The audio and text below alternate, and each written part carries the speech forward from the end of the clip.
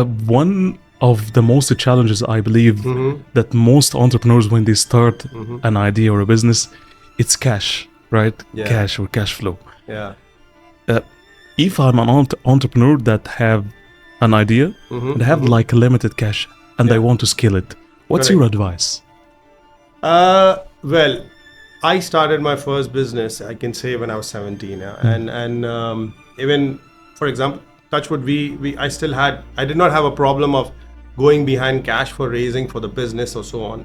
But as an entrepreneur, I think you need to make sure that you are taking, of course, there's going to be risk in the decision that you take, but you need to make calculated risk, calculated decisions. So in my case, it was, I was running a very small business. It was a very small scale business. I went and pitched in for a very big order, and I got the order, which was maybe 20 to 30 times of what I could deliver. Yeah. I want a good life, filled with highlights, and I want someone like you. I want paradise with the sunset, if I could only be with you.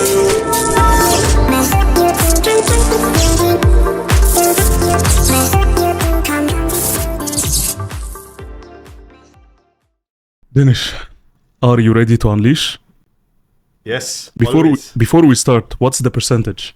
What's the Percentage of unleashing? Well, I'm always prepared to share my stories. I think I'm fortunate to have achieved, and I'm still on my path to do a lot more. So it's always good to share and hopefully also learn. Yeah. It's a pleasure having you here. The moment that I checked and saw your story, $150 million turnover, Yeah. 10 offices around the world, and you're talking about 140 employees, around 70 countries, and this has just established by two people, you and your brother. When we come in 2009, I want you to just memorize, how did you start V-TAC? Of course, we founded the brand. We do the hard work when it comes to sourcing, buying, developing the products, and so on. But in the true sense, we also had great support from some distributor come partner who converted into they are still our customers, but they are more like family. They're more like partners. So I would never want to kind of, discount their effort alongside in us in developing this brand. So they're like family. They've been a part of our journey, and yes, they took us all along, and we've had a great relationship. So they are a part of our whole journey for creating this brand V-TAC.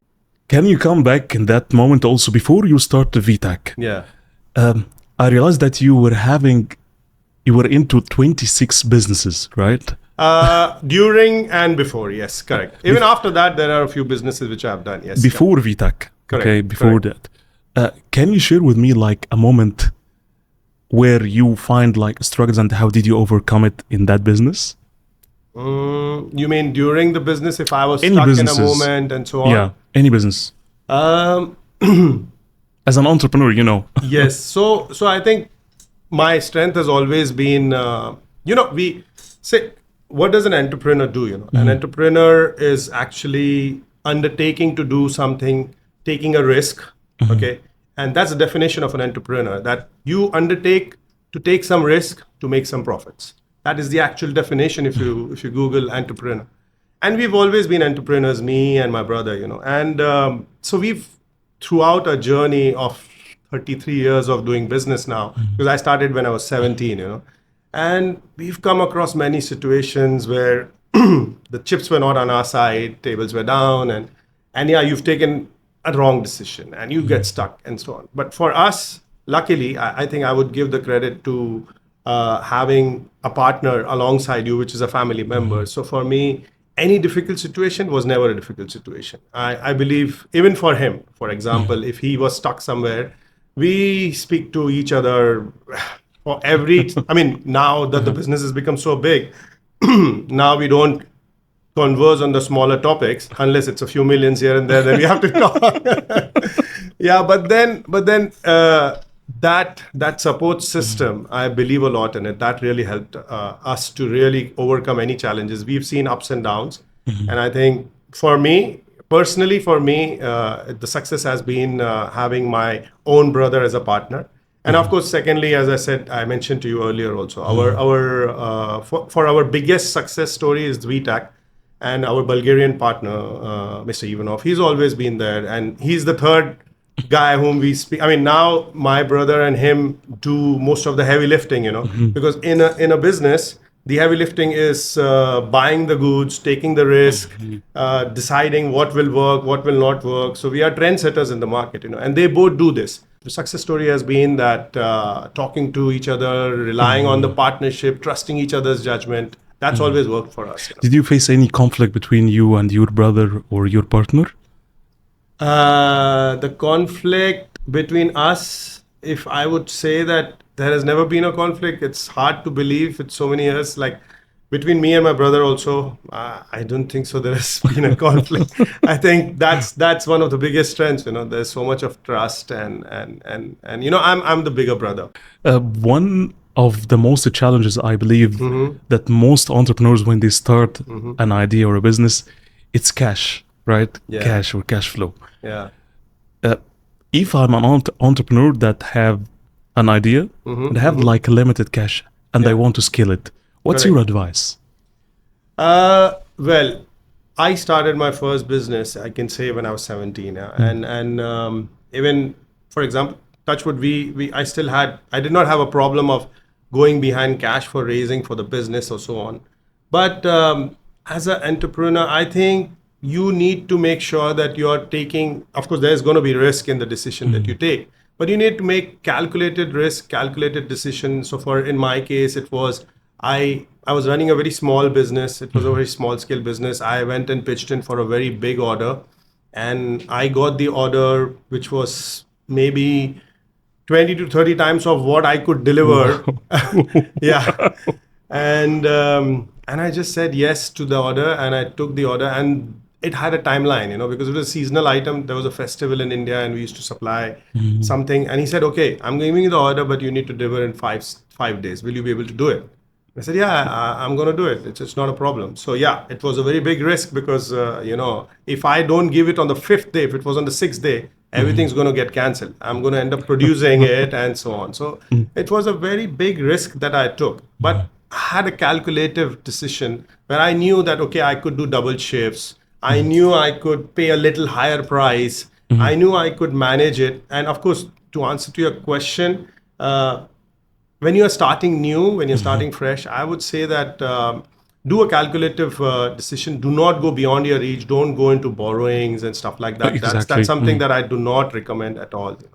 That could really push. I've seen a lot of friends taking that decision by saying, okay, I'm going to borrow and do something, but that really doesn't work. In today's time, it's really difficult. You need to be very careful. What if that I can see the demand on the outer side, but I have like a limited cash, because of my payment terms or all of these challenges, and I cannot pay to my suppliers, but I see the demand from that side. How do you manage such case if an entrepreneur that they're listening to us? How do you manage it in that case to fulfill this demand? Otherwise, I'll lose.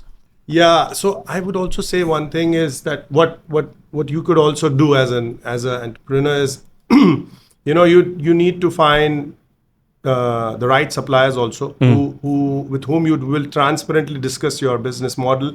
And you say, okay, hey, if I have a bigger opportunity than what I can perform, this is the opportunity where I'm coming from. And this is the possibility of making this kind of returns. And I would transparently share some extra profit with you. If you are willing to supply me on a credit term, this is my customer, this is the name of the customer, this is what his payment terms are, and that's why I'm not able to match it. Will you be able to support me? This is how I would approach that situation. I would be transparent with my supplier, and I would make some arrangement with him where he would support me. If he supports me, I would take that risk. If not, within my means, what I can do without actually really borrowing crazy money, I would try to fulfill the order. What is your criteria or philosophy not borrowing or taking loans from banks? Why? Especially during the new stages, for me, it is because I've seen in real life how things can go wrong. In today's world, especially, we've had times where at one time there were CDs, it moved to USBs moved to cloud. Everything is changing so dynamic. So if you take a big risk, a borrowed risk, and if things change and times change, this could really create a big disruption. It's good to have a nice spirit of entrepreneurship, but it's always from my side, I would say that you need to have your safe bets. And that's where, again, as I said, in our combination of brothers together and partners, my brother is an amazing bullish personality, but when it comes to taking a decision beyond a certain risk, we discuss with each other. He says, hey, is it workable, and so on, and that's how we come with the right decision. When you're alone, probably, sometimes you are not able to, you get blindsided, you're not able to kind of, take the right decision. You're not able to calculate the right way. Yeah. If I come back 2009, and I want to know, how did you scale the business from 2009 till today? If I were to give credit to our success over these many years, it's always been the understanding that we have. We internally, we trust each other. So automatically, externally, we are attracting the right people. All our customers, we have distributors in over 70 countries, and most of them know our ethics. Most of them know that whatever we buy from V-TAC, they are bringing it at the right price. They are bringing the best quality. Even if the prices go down, we lose money and give it to our customers. Why? Because we want to make sure that they will make money and they will come back to us. Why didn't you take like the corporate path and you selected or just choose the entrepreneurial journey? Good question. To answer this, I'll have to go back to, again, the first business that I started, and as I told you, I started my business in a very small way, doing small orders, small exhibitions, and every time I would try an extra step or an extra number than what I actually did before, it would work out. And then I think the biggest spark I got was in the big order, which I was talking about, which was beyond my reach, and I got excited. I said yes for it. I went back, I prepared. I must have worked 16 hours a day for 5 days continuously, and I was preparing my production and so on. And yeah, it was during that time when my brother also joined the band. He said, hey, I'm going to help you. He was just 14, like, I'm going to do this and I'm going to do that. And we finished it. We managed to fulfill the order. When we got our first check, and the thrill that I got, I mean, from that day, I knew I had to be an entrepreneur. So you were lucky. Yeah. I think one of the quotes that I always remember from Jim Rohn, he's saying that profits are better than wages. Yeah. So profit will make you a fortune, but wages will make you a living. That's why I think our story is different. But if I ask you now, if you have like a corporate, to be a corporate CEO right now, with 10x what you get right now, will you accept it? No, I think I just love the journey I'm on. It's not only because of the money that it involved. Money is actually not. I look at some of my corporate friends, and I do feel that a little bit of missing. What I miss is their flexible timings. They have fixed timings. They're not looking at the phone at 10 in the night, and they get 2 days off the week and so on. Yeah, you have those things. Of course, I also want to get down that track sooner or later once my whole team is in place. But the whole thrill of trying to build something when you're building a business, and when it comes to shape, and the thrill that it gives you, and especially now with so many people working in our team, and when you get to hear like I can tell you small happiness, like if one of my team member buys a house and of course comes and says, hey, I bought this house, and because he's been here with us from 5 years, that happiness, that thrill, I don't think so any corporate job would be able to give that this thrill. fulfillment. Yes. Yes. What kind of innovations that you are using or cater for in V-TAC? Okay, so in V-TAC, recently V-TAC, so we've been around from such a long time. Last year we did a brand revamp, so we were brainstorming and we did many sessions of what a brand strategy is and what do we do and why do we do, and we wanted to create the tone of why are we doing what we are doing, and then the agency said that, if you really want to change, the idea was to first change probably, the color scheme of the logo and this and that. Luckily, we got a very nice agency who said, hey, listen, if you really want to speak your language and you want to show to the world what you are all about, you need to tell me a story, And when we sat on paper and started creating the story, so the story was not only me, it was me, my brother, my partner from Bulgaria, and then I started giving him all the stories. Why do we do what we do, So it came to my own perspective also that,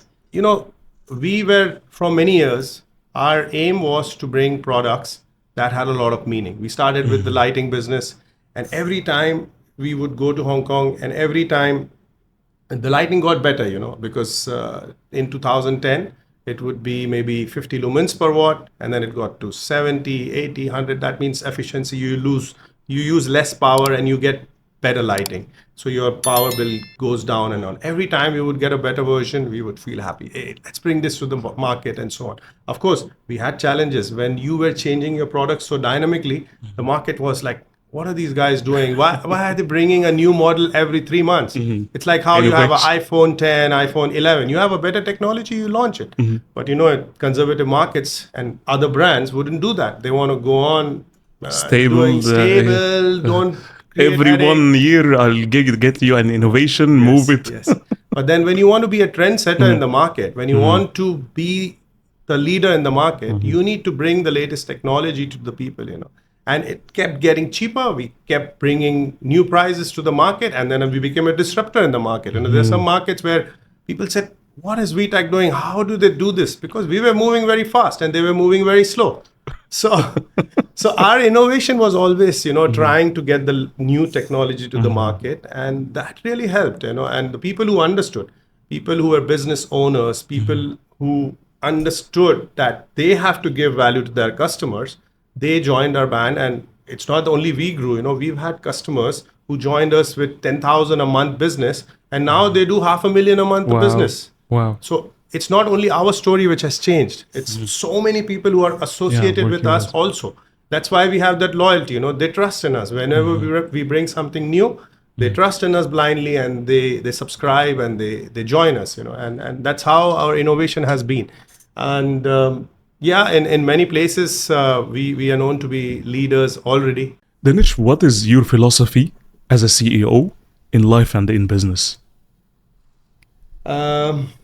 So in business, I think the philosophy as a CEO that I follow is, so now because we are growing at such a rapid pace, and it's a known fact, you can't run the boat all on your own. You need a great team.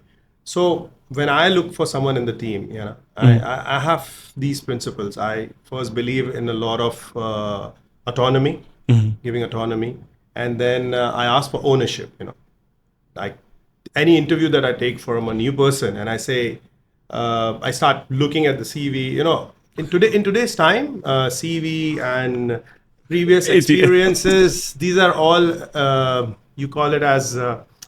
Not so important, What is important is first to understand the nature of the person, what type of a personality is. This is what I would say. And I say, do you believe in ownership? Do you believe in autonomy? These are the two main important things. Because see, when you find someone and give someone an area to work with, this is how you can make them accountable. This is how you can create companies where people are learning, people are working and owning these small divisions, and they make this big ecosystem or this big company that you want to actually develop. So this is the way I approach it. And for me, I've spoken to a lot of my team, my staff. I say that for me, everybody in my company is like an entrepreneur. I try to bring them. I say, you're not joining a company where you are working 9 to 6. This is one of my most common saying to everybody. We are not a company where you working 9 to 6. You are an entrepreneur here. When you say entrepreneur, there is a sense of bringing something to the table. There is a risk, because in my company, I sometimes my partner, we are demanding because we want the best out of people. So the risk is that, okay, if you're committing to perform slightly more than what you've been doing, yes, please come to the table, because then you'll keep growing with us. So this philosophy is what I look for in people, and if they are like-minded, if they have that passion, they come, they join us. I've had people in my company, we worked, both of us, me and my brother, worked for many years alone. We were working, two of us, I think in our previous business before V-TAC, we were in electronics. We used to manage 3.5 million a month worth of turnover. Yeah. Only two people, no staff. Only two. Only two people. There was no staff. Of course, there was no trading. We used to just create brands, create products for other many customers. This is what our main work was. That's how we got the experience to create our own brand. But the first staff that we got, and he joined us as a small accountant. Till today, it's been probably 20 years. Yeah. He's the CFO of my company. And, he's got the autonomy. He's his whatever he started, he must be 10, 15 times X with us, and he's got the trust. Everybody knows, So that's how we build people. I've had so many such great people in my company. We know how to take care of people and let them build the company. What do you value the most while recruiting any people in your company? I look for the answer where they prove to me that they are confident of what they're committing. So if somebody is looking for a pure desk job, that I'm going to go to I'm going to do what I'm told to do. This is something where I try to avoid, because you cannot grow your team if somebody is not really a little enterprising, a little forthcoming, giving advices and so on. So I try to look. Of course, you cannot get it for every position. Like if it's a data entry keeper, somebody to do data entry, I cannot tell him, hey, come on, tell me your idea. Okay, you do your. So that is the thing. And second is also one of my qualities is also that I'm very persistent, and I try to push, and I love people who are persistent alongside working with me. If I find that, I really value that and I respect that. And then I've had so many people where as soon as I know that these values, persistence, ownership, if they are there, I give them the freedom to grow within the company.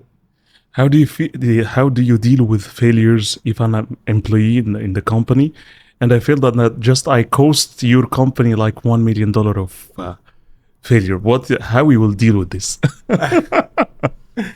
As you asked as an example, if somebody costed you $1 million, and then how are you going to deal with it? You'll have to investigate what could be the reason. I've had similar experiences. I'm currently sitting on something where I might lose $40,000 because of someone's decision. But did it go through the right channels? Did he have the right approvals, and or did it do it on his own, and so on? And all you can do is make sure that you have the right systems. That's why when you grow, you need to make sure that you have people at the right stage taking care of the right decisions. But how do you deal with that person? Will you let it go, or what's your decision in that case? Well, I've in so many years of experience, I've had experiences where I've lost money because of certain decision by somebody. But I don't remember firing anybody because of that. It could be a warning. It could be trying to do something that next time he's not going to have that. People will not have that kind of power. Ultimately, when you're running a business, you are the one who's responsible, and you are the one who's taking the decision. You are the one who's given him the power to take that decision. And of course, if somebody cheats or somebody, that's a different story altogether. Yeah. We spoke about. You told me at the beginning that as an entrepreneur, that your time is not your mind. Is not yours, right? At the end of the day. Correct.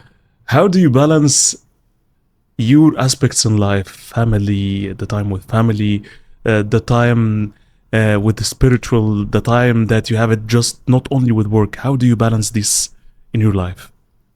Yeah, especially in the previous years when the business was growing at such a pace, I must admit I was not being a great family person, not the best of times. But I truly believe that you have a small window within your entrepreneurship career that will open for some time, which will be your peak. So I think I made the most of it. And but if I look back 3 years back when COVID hit and my traveling, because before COVID I was out every month, sometimes 2 times in a month, and I was traveling and I was passionate and crazy about my business, which I'm still. But when COVID hit, the traveling stopped, and I was stranded here for a year or something like that. And that's when I realized the importance of giving the time to your family. I could cover up, but also it gave me a lot of insights. I got into meditation. It changed me a lot. I could, after getting into such practices, with meditation, I think I can control my emotions much more better, much more stronger. And of course, the bonding with family increased much more. Although I've always had a great relation with my partner. She knew about my passions. It's always good to communicate, when you're on this path, when you're going through this journey and you're really passionate. I think I'm not saying you need to slow down and give up your passion, but it's very important to communicate about what you're achieving, make her a part of your journey, share those experiences, and this will help you to get the support. Like in my case, I was lucky to have a partner of my brother as my partner. But some entrepreneurs are not fortunate to have partners. So, and even in the team, probably it's a very lean team, and they don't want to share their feelings. But I'm sure they will have their life partner as their partner. They'll be sharing that. No entrepreneur is going to do it all alone. You need somebody on your side. So I think even if you're passionate, if you're working, I don't think so it's wrong to work during your peak years maximum. You should go. You should put in the hustle. That's how you'll be able to succeed. But involve your partner. Let them know what you're going through. Let them know about the opportunity. Get them equally excited. And then I think rather than feeling neglected, they'll be a part of your journey. That's the best way, I guess. So for me, in the beginning years, I used to travel a lot. But every time I would come back, I would share my stories with my wife. I don't know how much I bored her with that, but she would enjoy, and we were very lucky and fortunate that even our partner, Bulgarian partners, they are more like family, and we've taken this business joyride, like a great, we've enjoyed our journey. I mean, we do events in Bulgaria every year. Wow. We do one event every December, and we have more than 300 people from all different countries. They come together. We celebrate what we've done for the year, and it's such a great feeling. It's like a family. It's like, oh, somebody from Italy. I mean, we have a lot of great customers from Italy. That's somebody from Italy, somebody from Latvia, somebody from the UK office, and we all get together. There are some presentations. Then it's all about, okay, let's party. That's beautiful. Yeah. What is that thing, if you come back, like, Prince of Persia, the sand of time. Okay. If you have this machine, sand of time, and what's that thing, if you come back by the time and you have the ability to change it, what will be that thing? That's a good question. If I had the ability to change, okay, I think now, since the time I've changed the way I manage my mental space. Every morning I start with meditation, and it gives me a really great sense of comfort for the whole day. I'm quite balanced. In the previous year, it used to be the day used to go up and down. So if I could change one thing, I would say, okay, I would start this practice much earlier. Because in your earlier days, when you have a lot of ups and downs, this could really help, And when I say meditation, it's not about spirituality, Meditation is also. I have a great friend, he does a lot of guitar every morning, half an hour. So meditation is about detaching yourself from the worldly things, giving yourself time, letting your mind relax, and just focusing on nothing.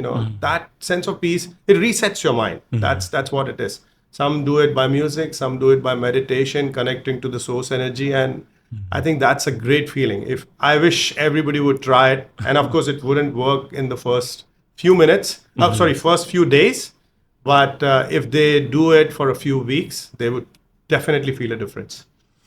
Do you regret anything in your life? Do I regret anything in my life? Yeah, there are sometimes, probably I've not been 100% patient in understanding the right synergy that was coming to me. Probably, as I said, you're governed by your mental, the way you decide things. Sometimes in the old days, probably I have not been right in making the decisions. I wish I could change certain decisions and not give up so easily. There have been few of those moments, and yeah, but then all you need to do is take a learning from that and next time not do it. That's what I do. That's inspiring. What's your vision? The vision from our company side, the V-TAC side, well, we've got a long vision to go. We've got into the renewable energy, which is a great cause. It's where the world is heading in terms of power prices in Europe. So our vision is to be a strong renewable energy brand. We have the support. Most of our existing distributors have already joined us, and we are also reaching out to more customer base. We are developing more products. We already have the whole, our biggest strength in lighting was that we started from nowhere and we had about 4,500 products. So whether you want a bulb or you want a floodlight for a stadium, we have it. That was the value we were giving to all our customers. Go out and sell any kind of lighting. We became a valuable brand in lighting. Now the vision is the same in solar. We've in our own brand, we have a panel, inverter, battery, whatever is required to do a solar installation. We're looking at EV chargers. We're looking at more meaningful products, which would mean sustainability. These are the great causes which the society needs, and we are really enjoying doing this because it has meaning. Our customer focus is already there, and so we've got this strength to bring the right quality at the right price. We want to do that in this sector. We disrupted the lighting energy market in those years where people were being charged bomb for LED lighting. We came, and of course a lot of other people came. They changed the whole industry. In solar also, I believe a lot of people have to pay a lot of money to get the right installation. We are trying to make it more affordable for people. That's our vision. We enjoy doing this, and that's the vision from the company side. From a personal side would be to run and establish the business which is running based on good people in every area. I want to I've built in certain areas already. I have a great team in Poland which is doing fantastic. Wow. I hardly spend few hours in a week. I get updates rather than support them. I go there regularly, and inspiration is there, some kind of direction is there, but they're doing it very well. There are certain markets I'm still looking for the right people, but I think Dubai office is well established. I have the right team here already. Wow. But yeah, it's all about getting the right people and making a company or an ecosystem which will run on its own. If I ask you, what is that legacy that you want to leave behind you? Well, I want to leave the brand that we are creating. Luckily, we are on the right path, selling the right products, and I would be more than happy if I can create and take this brand to a level where we've got the V-TAC kids, which are growing now. My son has already joined my business, and Wow. if they can take this brand to new levels, like how I was very young when I lost my father, and I remember that conversation from my mother where in the first few months where you have this conversation, you're all left alone. And so my mother, she's a very strong personality. She's been very instrumental in taking care of both of us brothers. And she told us that, don't worry about this. Your father's worked hard. He sacrificed a lot for you guys. If you can really grow more than what he's left for you, you will make him happy, you know. And that really stuck on. I think that's what prompted us to start business early. We were lucky to have a very hardworking father who left a legacy. All in the family know how he was, and I wish that we could get some of his qualities, some name the way he built his name, and we trying our best to create something like that. Yeah. That's very inspiring legacy. Yeah. Last but not least, Yeah. if any entrepreneur listening, just they're listening to us right now, and they start their business, what is the best advice that you can give it to them as a starting for their business?